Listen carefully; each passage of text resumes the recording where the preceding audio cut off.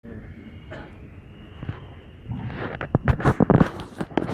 पूज्यपाद श्रीमद स्वामी सच्चिदानंद जी महाराज, श्रीमद स्वामी निखिलात्मानंद जी महाराज, श्रीमद स्वामी सर्वभूतानंद जी महाराज, परम आदरणीय डॉक्टर पूज्यपाद मित्रा, अन्य पूज्य सन्यासीवृंद, देवियों एवं सज्जन,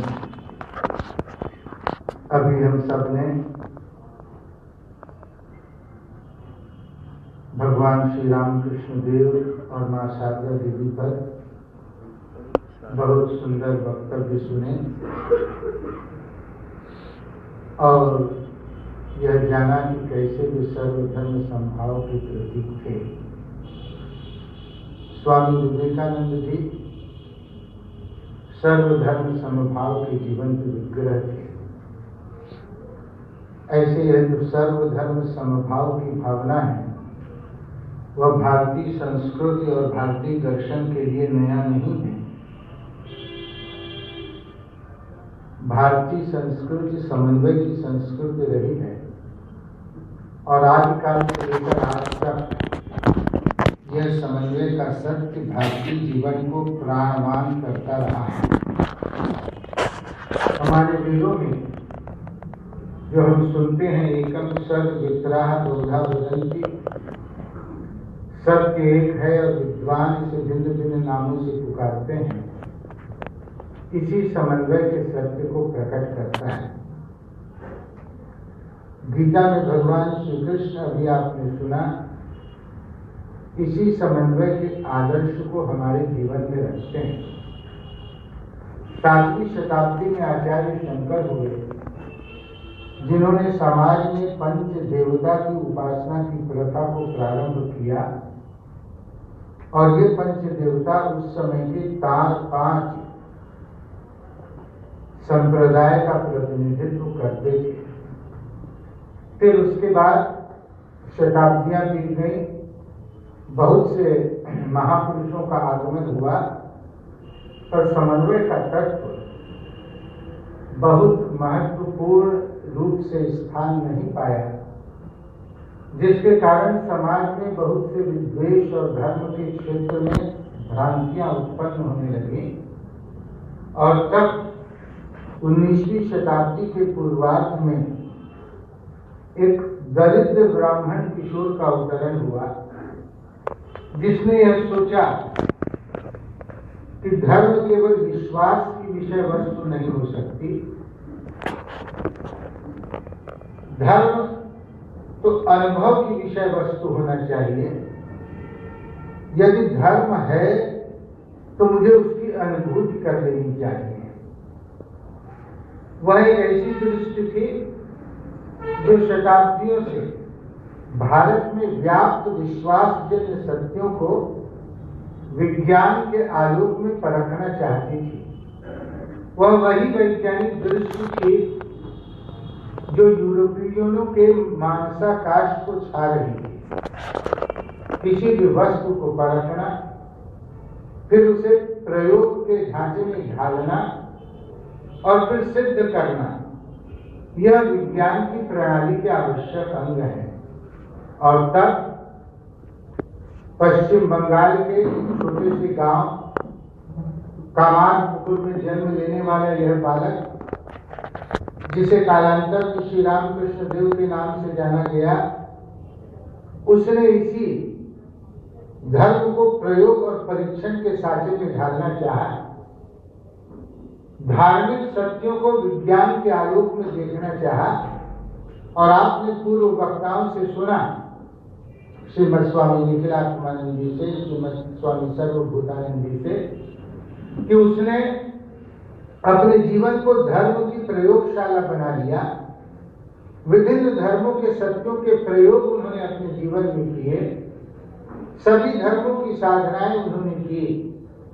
वैष्णव, शैव, शाक्त, तांत्रिक, अद्वैतवादी, ईसाई और मुसलमान बनकर श्री रामकृष्ण देव ने बतला दिया कि सभी धर्मों का अंतिम सत्य एक है। इसलिए उन्होंने कहा कि धर्मों को शास्त्रार्थ का विषय मत बनाओ, हो सके तो उसकी अनुभूति करने का प्रयास करो। श्री रामकृष्ण देव की इसी अनुभूति का प्रचार उनके प्रिय शिष्य स्वामी विवेकानंद ने सारी दुनिया में किया। कितनी सुंदर बात स्वामी विवेकानंद कहते हैं। वे कहते हैं कि आज तक ये सभी धर्मों को मैं स्वीकार करता हूँ, उनके साथ में ईश्वर की उपासना करता हूँ, चाहे वे किसी भी रूप में ईश्वर की उपासना क्यों न करते हों। मैं मुसलमानों के मस्जिदों में जाऊंगा, मैं ईसाइयों के गिरजाघर में जाकर क्रूस के सम्मुख घुटने टेककर प्रार्थना करूंगा, मैं भगवान बुद्ध और उनकी शिक्षाओं की शरण लूंगा, मैं हिंदुओं के साथ जंगलों में जाकर ध्यान करूंगा जो हृदयस्थ परमात्मा के साक्षात्कार करने में लगे हुए हैं। तो इस प्रकार स्वामी विवेकानंद ने सर्वधर्म समभाव की भावना को सारे विश्व में फैलाने की चेष्टा की और सर्वधर्मों के प्रति उनके मन में यह जो सद्भाव है वह उनके जीवन के बाल्यकाल से दिखाई देता है। जब हम उनकी जीवनी पढ़ते हैं तब उस समय तो स्वामी विवेकानंद छोटे थे, नरेंद्रनाथ थे।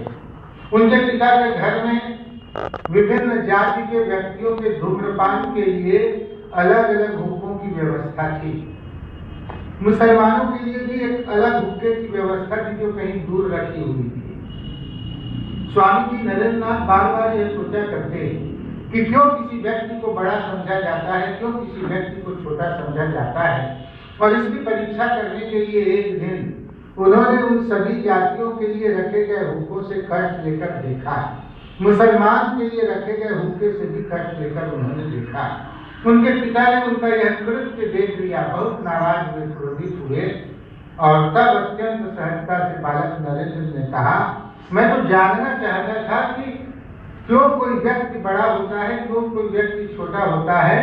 मैंने तो सभी हुक्कों से कष्ट लेकर देखा, सभी जातियों के हुक्कों से कष्ट लेकर देखा, मैंने तो किसी प्रकार का अंतर नहीं पाया। बचपन से ही मानो यह जो सर्वधर्म समभाव की भावना उनके जीवन में विद्यमान थी। उनके परिव्राजक काल में हम देखते हैं वे माउंट आबू में थे, एक मुसलमान वकील के यहाँ रुके हुए थे। खेजरी के महाराज के सेक्रेटरी थे श्री जगमोहन लाल जी। उन्हें यह अच्छा नहीं लगा, वे स्वामी जी से आकर कहने लगे कि आप हिंदू सन्यासी हैं और एक मुसलमान वकील के यहाँ रुके हुए हैं, ये तो अच्छी बात नहीं है। स्वामी जी जाति पात के भेद को स्वीकार बिल्कुल नहीं कर पाते थे। गरज कर स्वामी जी ने बोला कि मैं परमहंस सन्यासियों की सर्वोच्च परंपरा का प्रतिनिधि हूँ। मैं सारी सृष्टि में एकमात्र ब्रह्म तत्व को अनिश्चित देखता हूँ। मेरे लिए कोई छोटा बड़ा नहीं है, कोई हिंदू मुसलमान नहीं है। और जब ये शब्द स्वामी जी कह रहे थे तो उनके शब्दों से मानो विद्युत प्रवाह आकीर्ण हो रहा था। कहीं स्वामी जी ने मनुष्य और मनुष्य में भेद नहीं किया। सभी धर्म के धर्म प्रचारकों के लिए उनके मन में अत्यंत आदर पूर्वक स्थान था। मोहम्मद पैगंबर को वे समता के महान संदेश वाहक के रूप में स्मरण करते। ईसा मसीह को वे ईश्वर का दूत कहते और उनके त्याग और पवित्रता की भावनाओं से अभिभूत हो जाते। संसार के सभी जीवों के प्रति भगवान बुद्ध के अकृत्रिम और अप्रतिम प्रेम को देखकर वे अत्यंत गदगद हो जाते और कहते कि इसका एक सहस्त्रांश भी मुझे प्राप्त हो जाए तो मेरा जीवन धन्य हो जाएगा। और इस प्रकार सभी धर्मों के लिए उनके मन में एक समान आदर था। वे चाहते थे हिंदुओं की आध्यात्मिकता, बौद्धों की जीवदया, ईसाइयों की क्रियाशीलता और मुसलमानों का बंधुत्व, इन सब के योग से मानव एक विश्व धर्म की प्रतिष्ठा करना चाहते थे। स्वामी जी आप सभी जानते हैं कि शिकागो में जाकर हिंदू धर्म की महिमा का आख्यान उन्होंने किया। वे तो सर्वधर्म समभाव के पक्षपाती थे, किंतु हिंदू धर्म की महिमा का आख्यान केवल इसलिए उन्होंने किया क्योंकि उन्होंने अनुभव किया कि हिंदू धर्म एक ऐसा धर्म है जहां सभी प्रकार के विचारधाराओं के व्यक्तियों के लिए स्थान है।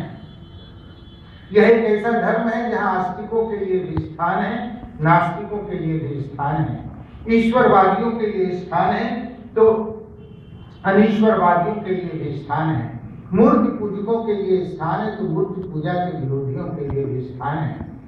सभी प्रकार के व्यक्ति इस धर्म में अपने अपनी रुचि और मानसिक संरचना के अनुसार साधना पथ का अवलंबन कर सकते हैं और वे परम सत्य की प्राप्ति कर सकते हैं। हिंदू धर्म की इसी महानता के कारण उन्होंने उसका पक्ष लिया और अपने एक वक्तव्य में स्वामी जी ने कहा था कि भले ही आज हिंदू अपनी समस्त धार्मिक योजनाओं को कार्य रूप में परिणत करने में असफल रहा हो, किंतु भविष्य में कोई विश्व धर्म जैसा धर्म होगा तो वह हिंदुत्व के समान ही होगा, जो किसी काल अथवा सीमा से आबद्ध नहीं होगा और जिसके सूर्य का प्रकाश कृष्ण और ईसा के अनुयायियों पर, पैगंबर और बुद्ध के अनुयायियों पर एक साथ पड़ेगा, जो न तो जैन होगा, न बौद्ध होगा, न पारसी होगा, न यहूदी होगा, प्रत्युत वह इन सब के योग और सामंजस्य से उत्पन्न होगा। सर्वत्र समन्वय का उपदेश स्वामी जी ने दिया। एक स्थान पर उन्होंने कहा, we want today that bright sun of intellectuality should join with the heart of Buddha, the wonderful infinite heart of love and mercy. This union will give us the highest philosophy. Science and religion will meet and shake hands. Poetry and philosophy will become friends. That will be the religion of future. उन्होंने कहा कि हम चाहते हैं कि बौद्धिकता का प्रखर सूर्य भगवान बुद्ध के हृदय से युक्त हो जाए, भगवान बुद्ध के ऐसे हृदय से, आश्चर्यजनक असीम हृदय से, जिसके अंदर असीमित करुणा और दया का भाव है। इस योग से हमको एक उच्चतम दर्शन प्राप्त होगा। This union will give us the highest philosophy. Science and religion will meet and shake hands. विज्ञान और धर्म मिलेंगे और हाथ मिलाएंगे, दर्शन और काव्य मित्र बन जाएंगे और यही भविष्य का धर्म होगा। एक स्थान पर स्वामी जी ने कहा, India has to learn from Europe the conquest of external nature, Europe has to learn from India the conquest of internal nature, then there would be neither Indians nor Europeans. There would be an ideal personality that has conquered both the nature, that is external and internal. They have developed one phase of humanity. We have developed the another phase of humanity. And it is the combination of the two that is required today. स्वामी जी ने कहा कि भारत को Europe से बाह्य शक्तियों पर विजय प्राप्त करना सीखना होगा, यूरोप को भारत से आंतरिक शक्तियों पर विजय प्राप्त करना सीखना होगा। फिर न तो कोई यूरोप होगा न भारत। एक आदर्श मानवता होगी जिसने दोनों प्रकार की शक्तियों पर, बाह्य और आंतरिक दोनों शक्तियों पर नियंत्रण प्राप्त किया है। उन लोगों ने जीवन के एक पक्ष को विकसित किया है, हमने जीवन के दूसरे पक्ष को विकसित किया है। आज आवश्यकता है दोनों के समन्वय की। सर्वत्र स्वामी जी समन्वय की बात करते हैं। शिकागो धर्म महासभा में 15 सितंबर के दिन, 15 सितंबर 1893 को धर्म महासभा का 5वां दिन था। सभी धर्म प्रचारक अपने अपने धर्मों की श्रेष्ठता के प्रतिपादन के लिए वितंडावाद में जुट गए। सब ऐसा सोचने लगे कि जब स्वामी जी की पारी आएगी तब हम देखेंगे कि स्वामी जी हिंदू धर्म की महत्ता का कैसे प्रतिपादन करते हैं। उनको ऐसा विश्वास था कि स्वामी जी हिंदू धर्म की महत्ता का प्रतिपादन करके सबको शांत कर देंगे। अंत में स्वामी जी की पारी आई। स्वामी जी ने अपने वक्तव्य में हिंदू धर्म का नाम तक उस दिन नहीं लिया।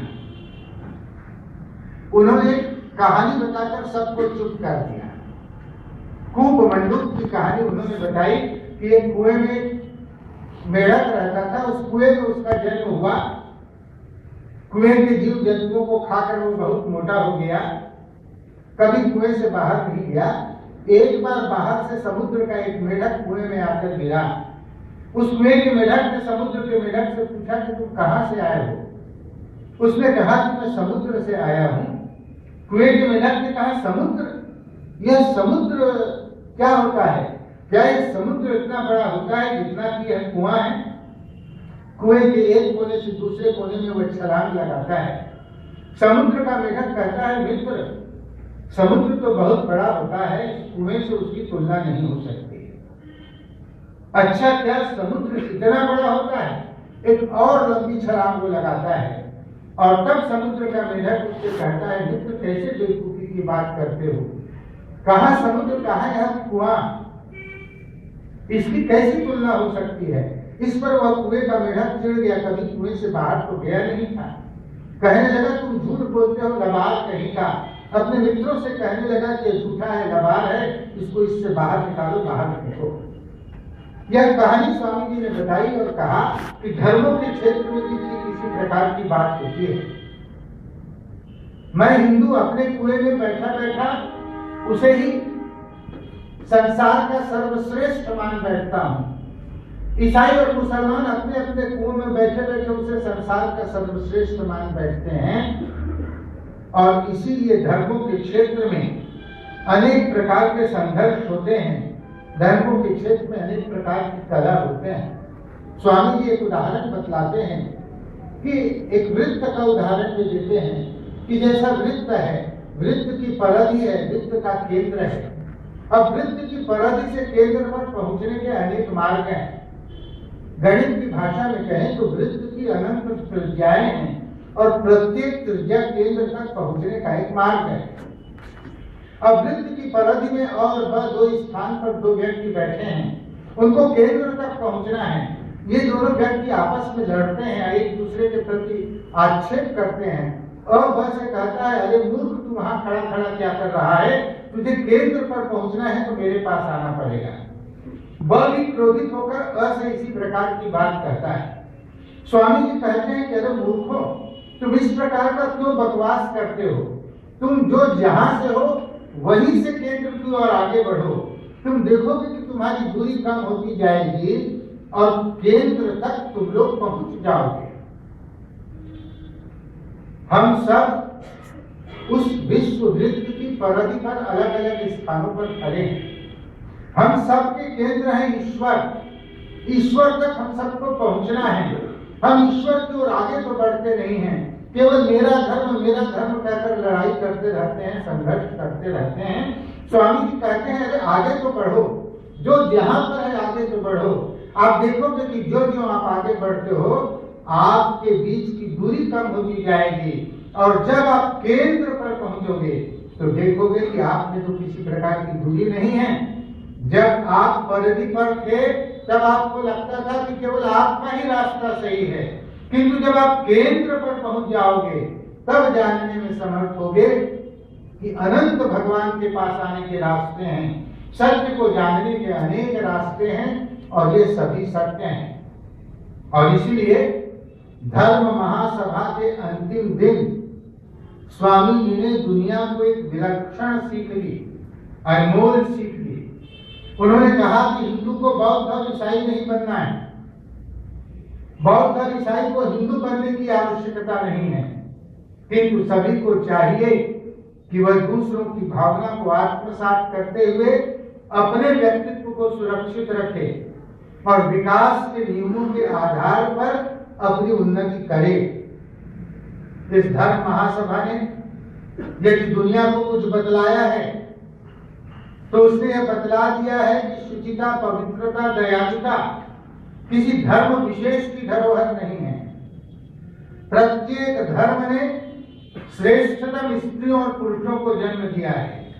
इस प्रत्यक्ष प्रमाण के बावजूद यदि कोई धर्म केवल अपनी ही सुरक्षा का और दूसरे के धर्म के विनाश का स्वप्न देखता है तो मैं उसकी बुद्धि पर तरस खाता हूं और उन्हें बताए देता हूं कि शीघ्र ही इन सब के विरोध के बावजूद प्रत्येक धर्म की ध्वजा पर लिखा रहेगा, सहायता करो, लड़ो मत, पर भाव ग्रहण करो, न कि पर भाव विनाश। समन्वय और शांति, संघर्ष नहीं और समन्वय और शांति। उनका यह उपदेश श्रोताओं के अंतःकरण में फैल गया, उनके अंतःकरण में गहराई तक घुस गया। धर्म सभा में केवल एक अकेले वही व्यक्ति थे जिन्होंने सम्मेलन की औपचारिकताओं को त्याग कर मनुष्य के मूल सत्य की बात कही थी, धर्म के वास्तविक स्वरूप की बात कही थी। सर्वत्र स्वामी जी ने सर्वधर्म समभाव का उपदेश किया। स्वामी जी के जीवन की एक घटना को कहकर मैं अपने वचनों को विराम दूंगा। स्वामी जी श्री रामकृष्ण देव की गृहस्थ भक्त महिला थी, श्रीमती नवगोपाल घोष। उन्होंने अपने घर में एक पूजा कक्ष बनवाया था।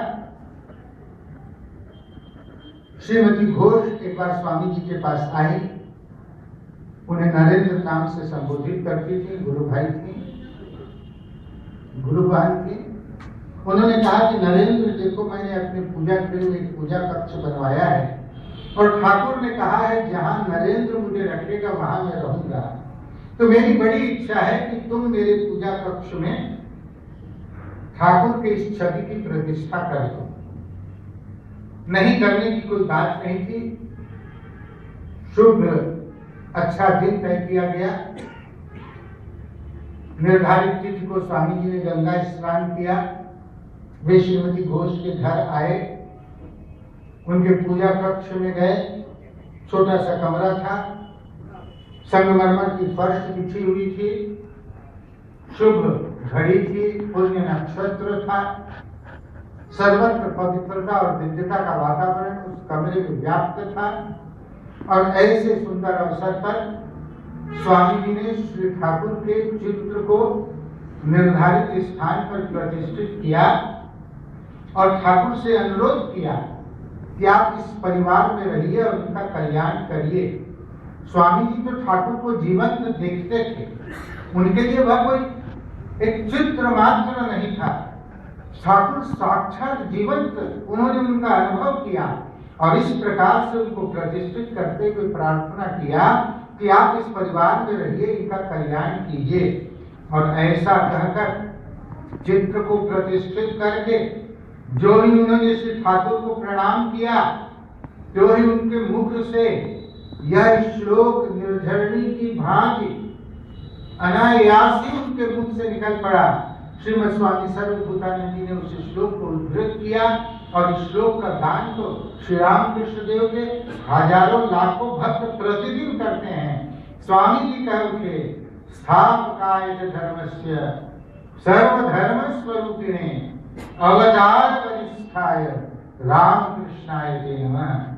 हे धर्मों के संस्थापक, हे सर्वधर्म स्वरूप, हे अवतार वरिष्ठ रामकृष्ण, तुम्हें बारंबार प्रणाम है। यह श्लोक है जो श्री रामकृष्ण देव के जीवन को यथार्थ तत्व को प्रकट करता है, जो स्वामी विवेकानंद के जीवन के संदेश को प्रकट करता है। श्री रामकृष्ण देव स्वामी विवेकानंद आए थे, वे किसी एक धर्म की प्रतिष्ठा के लिए नहीं आए थे, वे सकल धर्मों की प्रतिष्ठा के लिए आए थे। उनके प्राण सिंचन से प्रत्येक धर्म प्राणवान हुआ है। एक ईसाई उनके संदेशों का आश्रय लेकर एक अच्छा ईसाई बन सकता है, एक मुसलमान उनके संदेशों का आश्रय लेकर एक अच्छा मुसलमान बन सकता है, एक हिंदू उनके संदेशों का आश्रय लेकर अच्छा हिंदू बन सकता है। और यही श्री रामकृष्ण देव, मां शारदा और स्वामी विवेकानंद के जीवन की सार्थकता है कि हम अपने अपने धर्मों का पालन करते हुए, अपने अपने मार्ग पर चलते हुए सत्य की प्राप्ति कर सकते हैं, जीवन में शांति प्राप्त कर सकते हैं। यही इन महापुरुषों का संदेश है। इन्हीं शब्दों के साथ मैं अपने वचनों को विराम देता हूँ। मैं अत्यंत आभारी हूँ श्रीमद स्वामी निखिलात्मानंद जी महाराज का कि इस अवसर पर उन्होंने मुझको याद किया, मुझे अवसर दिया कि आपके बीच में उपस्थित हूँ और अपनी वाणी आप सबके समक्ष रख सकूं।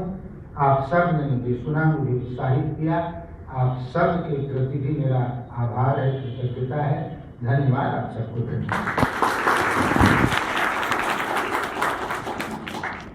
बहुत बहुत धन्यवाद।